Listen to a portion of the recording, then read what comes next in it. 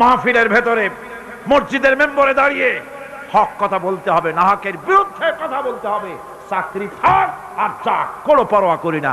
রুজির মালিক আল্লাহ। রুজির মালিক কে? জোরে চিল্লা এখন কে? আল্লাহ রাব্বুল আলামিন বলেছেন, ওয়া মা মিন দাব্বাতিন ফিল আরদি ইল্লা আলাল্লাহি রিজকুহা। এই পৃথিবীর বুকে এমন কোন বিচরণশীল জীব নাই যে জীবের রিস্কের দায়িত্ব আমি আল্লাহ আমার নিজ হাতে গ্রহণ করি নাই। বেটা রিজিকের মালিক আমি, তুমি সুসু করো কেন? তোমারও তো ভয় কেন?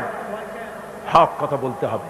হক কথা যদি সাহাবায়ে কিরাম না বলতেন তাহলে মক্কা ইসলাম শেষ হয়ে যেত, মদিনা পর্যন্ত আসতে পারতো না। ঠিক কি রকম? আমাদের শানদার মাঝি ওলামায়ে কিরামদের রয়েছে শানদার মাঝি, অর্থাৎ উজ্জ্বল অতীত, উজ্জ্বল অতীত।